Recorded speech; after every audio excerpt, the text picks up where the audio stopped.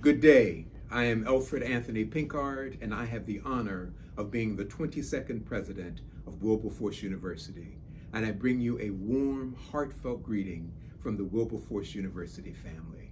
I am especially honored to have been invited to give remarks on the occasion of this celebration of the life of Charlotte Maxeke, a 1903 graduate of Wilberforce University. While she is a daughter of Africa, she is also a daughter of our beloved Wilberforce.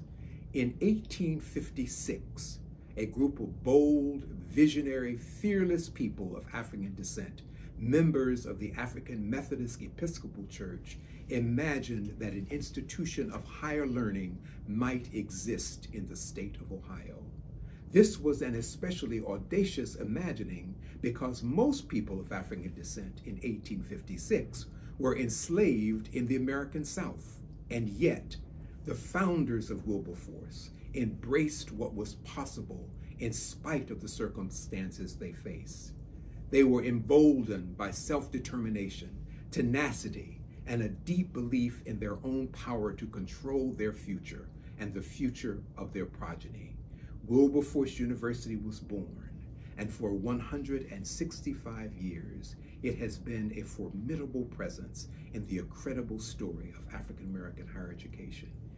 It is hard to consider in 2021 what the founding of Wilberforce University meant in 1856, when everything in the social, cultural, legal, and practical construction of America actively conspired to destroy the spirit, the will, and the humanity of people of African descent. The magnificent history and legacy of Wilberforce is embedded in the consciousness of every Wilberforce student, past and present. 15 years after the founding of Wilberforce in 1871, Charlotte Manny was born near Fort Beaufort in South Africa. God's plan would bring Charlotte and Wilberforce University together in a powerful destiny of a willful young woman and an American institution that would nurture her intellect and define for her the longing to make a difference in the lives of her fellow South Africans.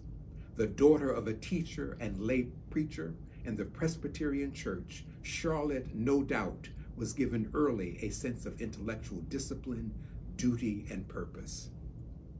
Her sense of adventure would lead her in 1891 to join the African Jubilee Choir and tour Great Britain.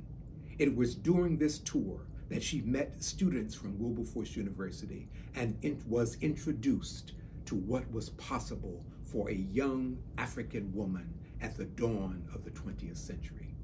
Let me be clear, Mother Charlotte Maxeke would have become the incredible woman she became no matter where she would have chosen to go to university. But it was indeed Wilberforce University that gave her the fertile soil to fully flower as a magnificent social and women's rights activist. It was at Wilberforce that Charlotte came to understand the power of resilience and triumph over challenge. It was at Wilberforce that she met and studied with one of the greatest thinkers of the 20th century, W.E.B. Du Bois.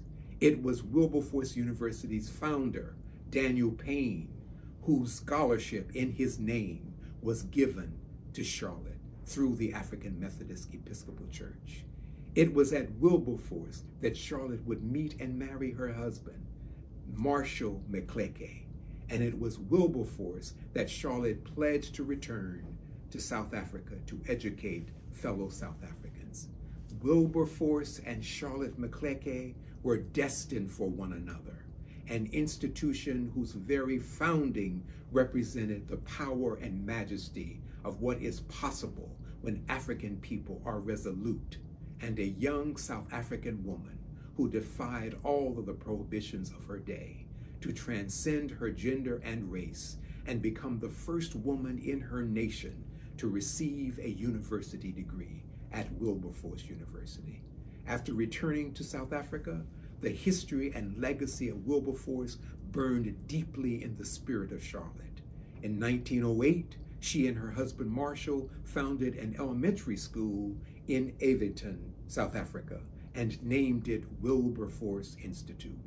Supported by the AME Church, the school closed in the early 1960s because of the apartheid laws, but it reopened after those politics were dissembled, and it is now Wilberforce Community College. Because of Wilberforce, Charlotte Maxeke would grow into the woman she was placed on this earth to become.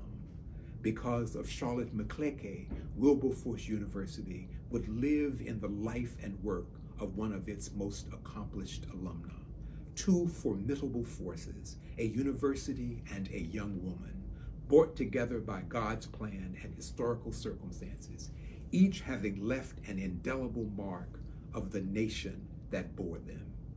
We are Wilberforce University, the first and the future, and we proudly claim our daughter, Mother Charlotte Maxeke. Thank you.